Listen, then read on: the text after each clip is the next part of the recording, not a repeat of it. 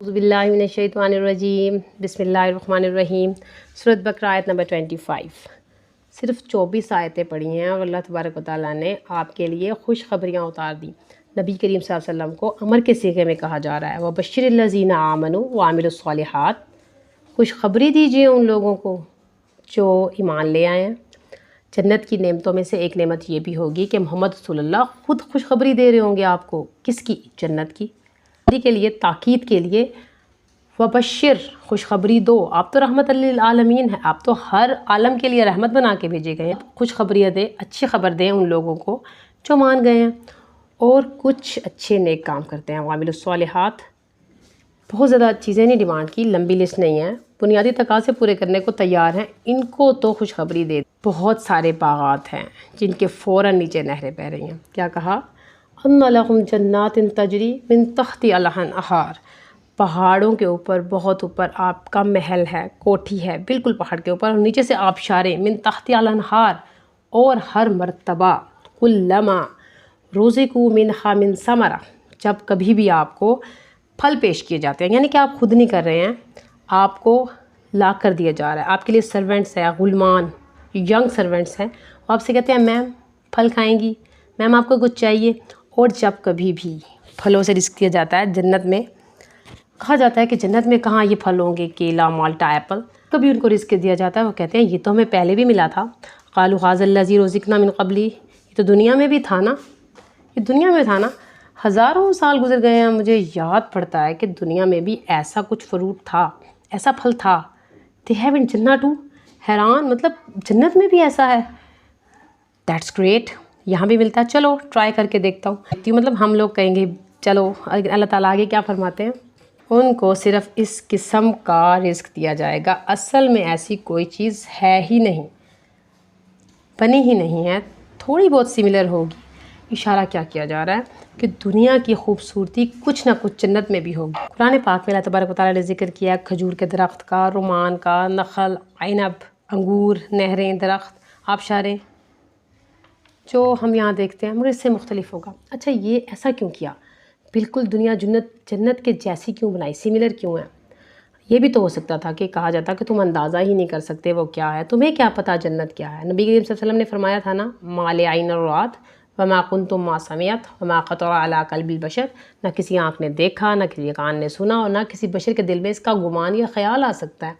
लेकिन कुरान जब हम पढ़ते हैं तो दुनिया के नक्शे जैसी तस्वीरें आती हैं। क्यों? जन्नत इस दुनिया जैसी क्यों है? आप देखें कि इंसान को इन चीज़ों से मोहब्बत है ना, कि नहीं है? घर, बाग, फल, आबशारें, समंदर, इन चीज़ों से इंसान को मोहब्बत है। किसको अच्छा नहीं लगता कि उसकी एक कोठी हो पहाड़ पर, बहुत अच्छा व्यू हो, और जब वो बालकनी से बाहर देखे तो वहाँ पर आबशारें बह रही हों। यानी कि इंसानी साइकोलॉजी है, अल्लाह ताला ने इंसान के दिल में, फितरत में मोहब्बत डाल दी है।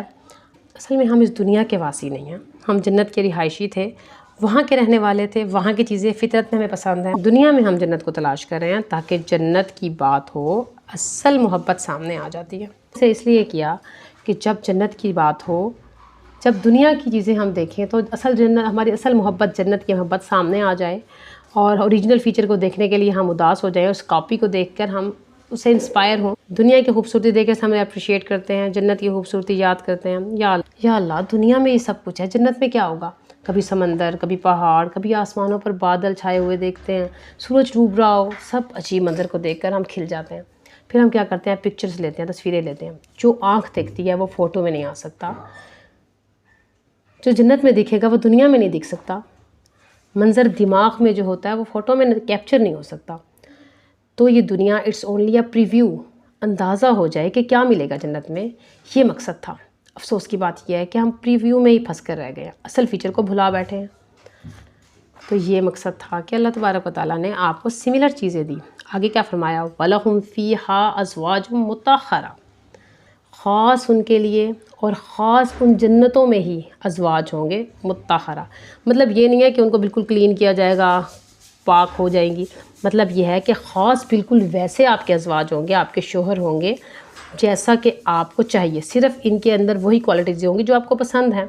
लहुम फ़िया, लेकिन सिर्फ़ उन्हीं के लिए और सिर्फ़ वहाँ, यानी कि वहीं पर बीवियाँ होंगी या शोहर होंगे जो पाक किए गए होंगे। मकसद क्या है कि इनकी तमाम क्वालिटीज़ ऐसी होंगी जो आपको पसंद हैं, एक भी ऐसी नहीं होगी जिसके लिए आपको ऐसा क्यों किया, ऐसा क्यों कहा। लेकिन जब तक जन्नत में नहीं पहुंचेंगे, इस बात का इम्कान ही नहीं है दुनिया में कि तुम्हारी बीवियां या तुम्हारे शोहर बिल्कुल वैसे हों जैसा कि तुम चाहते हो। जितनी भी अच्छी बीवी हो, जितना भी अच्छा शोहर हो, कोई ना कोई चीज़ आपको लगेगी, कोई ना कोई बात आपको सड़ेगी। या फिर हम कहते हैं कि यार ये फिर शुरू हो गए हैं, ऐसा क्यों करते हैं, ऐसी बातें क्यों करते हैं, यहाँ जाना ज़रूरी है, यहाँ बैठना ज़रूरी है। मतलब कि कुछ बातें हमें अच्छी नहीं लगती, यहाँ ऐसे क्यों रख देते हैं। अक्सर शोहरों को ये शिकायत होती है कि यहाँ क्यों रखती हो तुम, ये क्यों करती हो तुम। ये दुनिया की ख़ास सुन्नत है। अगर बिल्कुल आइडियल कपल चाहिए तो उसके लिए मरने का इंतज़ार करो। ऐसा कोई कपल हो ही नहीं सकता जिसके दुनिया में प्रॉब्लम ना हो। शादी खुद प्रॉब्लम नहीं है, लेकिन शादी के अंदर प्रॉब्लम्स होते हैं। हज़ूर करीम सल्लल्लाहु अलैहि वसल्लम की ज़िंदगी में उनके अज़वाज के साथ जो हमारी माएँ हैं उनमें प्रॉब्लम्स आई, उनके घरेलू मसाइल के स्वतः तहरीम उतर गई, तो हम कौन रह गए हैं जिसके घरेलू मसाइल ना हो। अगर घरेलू मसाइल हैं आपके साथ तो ये तो साबित हो गया कि आप इंसान हैं और ये मसला ज़िंदगी में है, रहेगा, ज़िंदगी का हिस्सा है। दो अलग अलग लोग, दो अलग अलग दिल, दो अलग अलग पर्सनैलिटीज़ कंप्रोमाइज़ कर रही होती हैं, लेकिन आखिरत में आपको गारंटी मिल गई है वलहुम फ़ीहा अज़वाजुम मुत्तहरा, बिल्कुल प्योरीफाई किए हुए आपकी मर्ज़ी के मुताबिक अज़वाज आपको मिल जाएंगे। और हम फ़ीहा खालिदून, कि हमेशा हमेशा आप उस कपल के साथ खुश रहेंगे। अगर यहाँ कहा जाए कि इस शादी में हमेशा हमेशा, ओ माय गॉड, लेकिन सुभान अल्लाह आखिरत में आपके लिए बेहतरीन कपल तैयार है, बेहतरीन घर तैयार है, तो आप उसकी तैयारी करें। अब आपको ये खुशखबरी देने के बाद कहा अब आगे कुरान पढ़ो, जो हुक्म है उस पर अमल करना, सब कुछ मिलेगा जो चाहोगे। अस्सलाम वालेकुम वरहमतुल्लाहि वबरकातुहू।